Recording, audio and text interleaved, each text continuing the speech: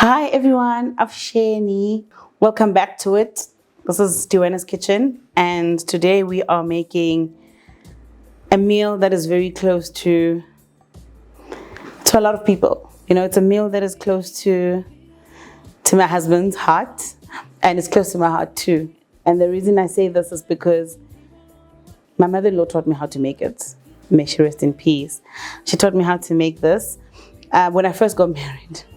I mean, I've only been married once, but is that the English? Doesn't matter. Anyway, when I got married, my husband told me that this is how they eat fish. They eat it poached in tomato gravy, and I hadn't seen that before. And my mother-in-law was like, "No, wananga, you tsamelela so, ushaka so, ushaka so." So I think over the years I've managed to perfect it, and I'm also going to be making it with pap.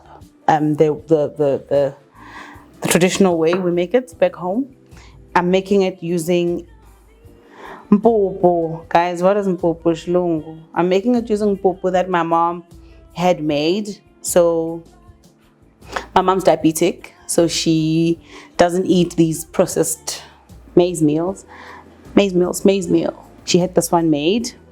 It's basically dry corn that, you know, they take it to the guy who mills it down to so no preservatives, no nothing. It's literally just the goodness of, you know, of all of that.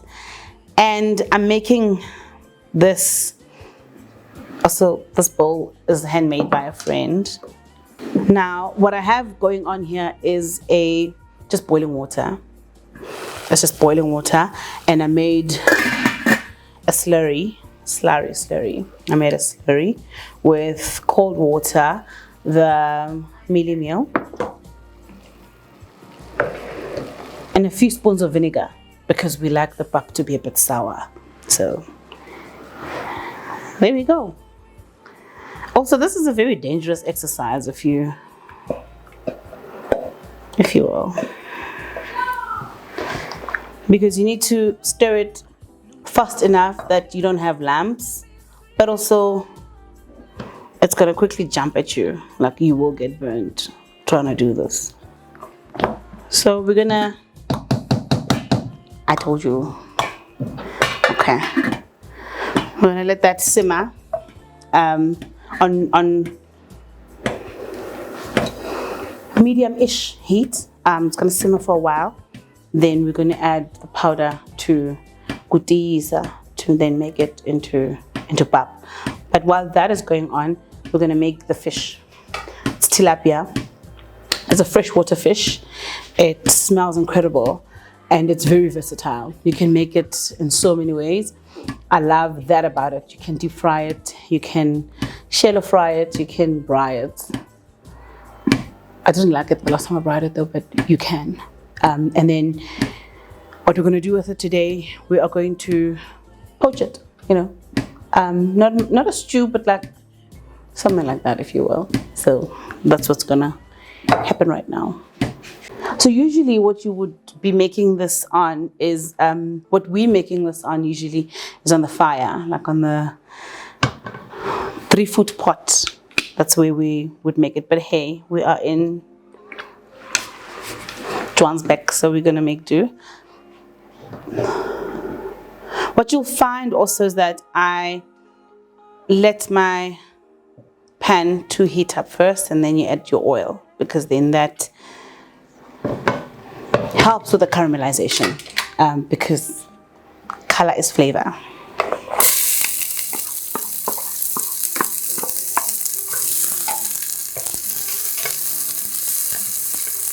And the thing with this dish is that we let the fish speak for itself. It's got its own flavor. It's so rich in its own flavor that it doesn't need a lot. It doesn't need you to add a lot of things. You know, you can, but it stands out on its own. It holds its own, and you are happily, you know, tasting the fish flavor on its own. So that's the nice part about it. Guys, I'm not done with the enamels. See, my stock is inside this beautiful cup. That is stock powder that I've just put in there. And then we're gonna let that get to know each other and put the tomatoes in there. So it gets sort of to know each other like so. And you want to do that because you almost want it to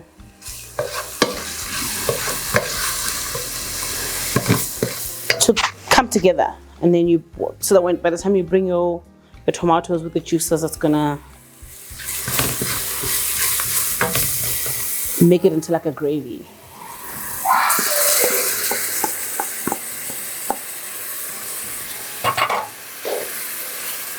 It's gonna look like that. You know, it's gonna look ugly.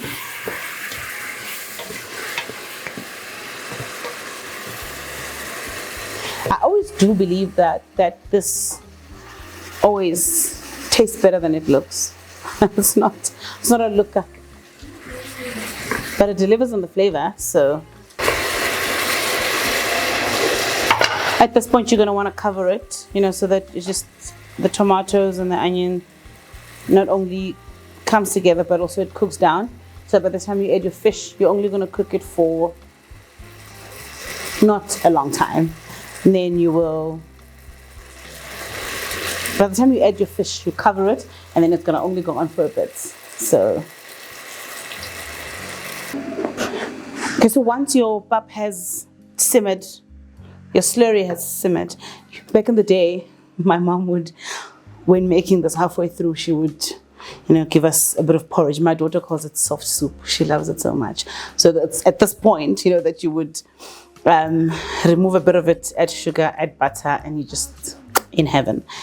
But that's not the business of the day today. We're making pap.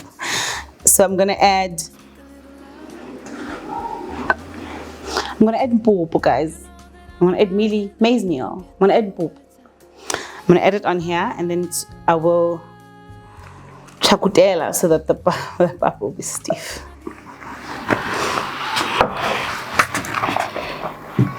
And you want to do this on sort of low heat.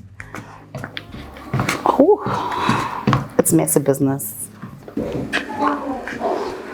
And that's it. Now you're gonna reduce your heat to like a 1 or a 2, depending on the stove that you're using. You want to just reduce the heat so that you round it up basically, and then all you do after this is to just turn it up and then serve, and you're done.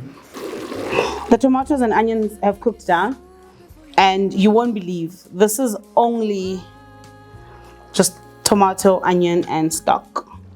I did add some water to it just to help the cooking process along, and also to give me the poaching base that I'm looking for, really. I'm gonna drop the fish now. Exciting. Nerve-wracking, but exciting. It's so easy to overcook this fish because of how soft it is, and because of how quick it cooks. So you might find yourself having overcooked it without even knowing it. You just be like, oh my gosh, when did that happen?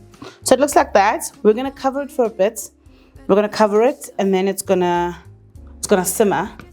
Once it's done, we'll be good to go, and you're ready to serve because the pap is already done. So once it's simmered and the tomato gravy has gotten to know the fish a bit more, you can take your heat up for like a minute or 2, and then you're done. Just do it all of it. Is you sure about No, just a black girl who loves to cook, of course, everything, but also a black girl who's from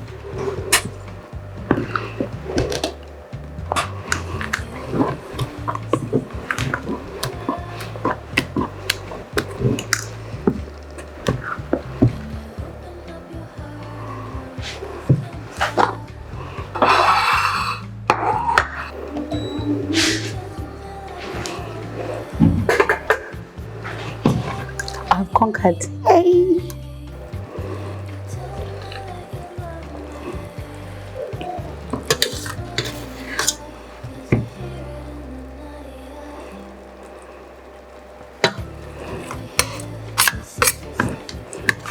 I think the way that I would describe this poaching liquid gravy soup, whatever you call it, would be if a bisque and a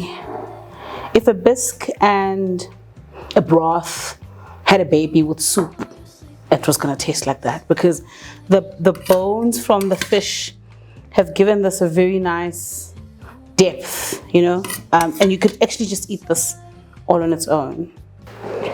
I like to put, you know, a bit of lemon there, because lemon and fish are best friends. It doesn't matter whether the fish is cooked down or up, but fish and lemon are really good friends. They get along really well. Oh, good. Come inside this on this side.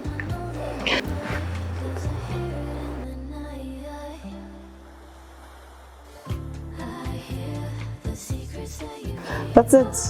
Thank you for watching. I'll see you on the next one when we make the next exciting dish. I'll see you on the next episode. That's what I'm trying to say.